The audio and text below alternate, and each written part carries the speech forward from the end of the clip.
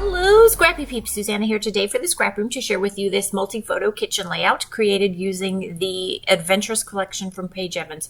So when you subscribe to the kit, you will get a selection of those embellishments, 3 pattern papers. These are the 3 papers that are in the main kit, that cool stripe, and then 2 pieces of cardstock.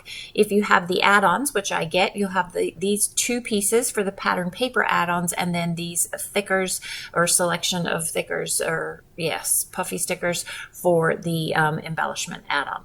So I am not sure where exactly I want to start with this project.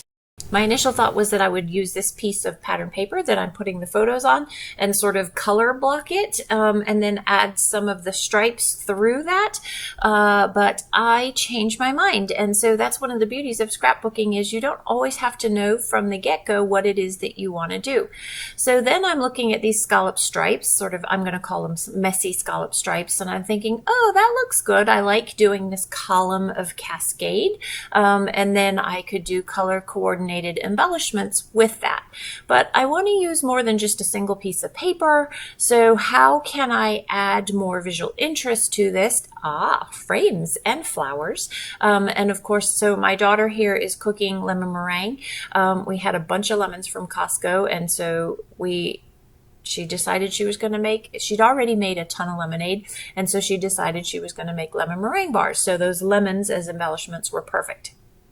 So here I've created my cascade, but I don't like it going all the way down the page, especially with the multiple photos, because it's very busy. So I decide if I have my cascade go sort of across the page, but up and down across the page, well, more across the page, sort of on a carousel up and down, and then I have my white space up above, then I am happier because there is some resting spot for your eyes. So the visual interest comes from these frames. So one is a chipboard frame, and then the other is one of the die-cut ephemera pieces. And then I have these florals and these lemons that just add little splashes of color that lead your eye from photo to photo. So in a sense, there is a visual triangle in that there are 3 flowers, but then I have those lemons, and so it's really more just the flow, literally like a carousel. The horse is going up and down. You've got the picture that goes from top to bottom and then back up to the top to the bottom within those scalloped stripes. Yeah.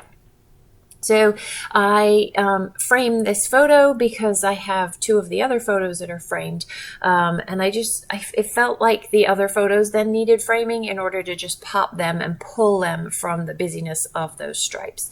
And me being me, liking dimension, I'm going to mix both 1/2 inch and 1/4 inch foam just to fill this so that things don't sink down into that space in between where I put the foam, and pop up. I actually end up popping up all of the flowers and the lemons.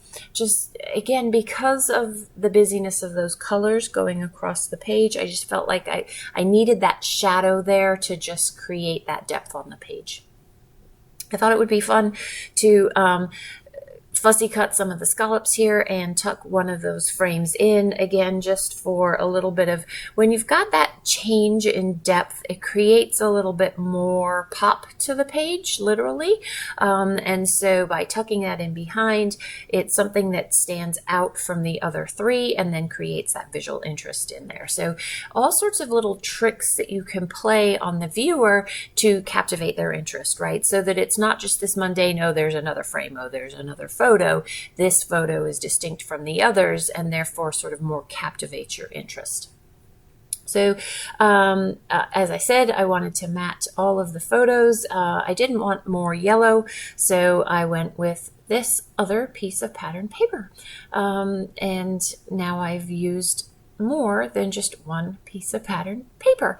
It's as simple, right? Sometimes it's just really literally as simple as creating layers behind your photos or matting the photos. I am not known to be a photo matter, but I do like to create layers, and so that's one way of adding to the layers of the the page there. So I have all 4 photos. I have embellishments for each of those 4 photos. And now I have that lovely chipboard piece that I know I want to incorporate into the title. And so I need to finish up that space up at the top there with the title. I want a long title there to maintain the white space, but also use it and use it wisely without trapping any space. So as I was designing, I knew I had adventure. And while this is a travel themed collection, this is very clearly not a travel themed layout, but you can still have adventures in the kitchen. And so my title is going to be Hello Kitchen Adventure. So I am using these waffle flower alphas metal dies, and I'm going to use that yellow pattern paper there. It's just tone on tone, so it's easy to read, and then integrate the yellow from the lemons, which is the theme, the lemon meringues bars. And I will line those up and spare you the agony of watching that entire process. And die cut my letters, and then I will put the title together on the page there.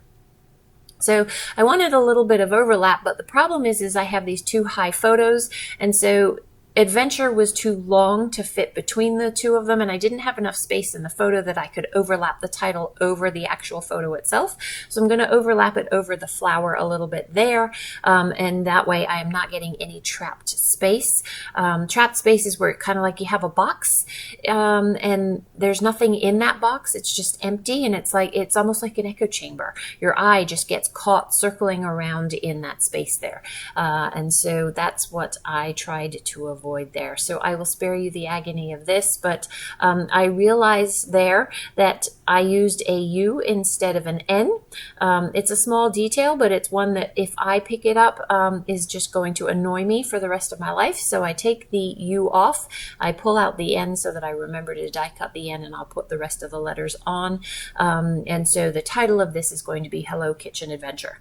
And then I will off camera, because I never journal on camera, right in the bottom of the scallop, and then underneath at the bottom of the page there. And you'll see that in the close-ups. I just used a black pen and went ahead and told my story in there. And liquid adhesive always for chipboard for me. It just, because I have the fine tip applicator on there, it just makes it so much easier to get that stuck down. I find that with the weight of chipboard, the dots often pull up, especially when they're stored horizontally, like I like to do horizontally, standing up vertically. So just trying to incorporate a little bit more of the embellishment. So that just says XOXO, and I'm sticking tone on tone to that.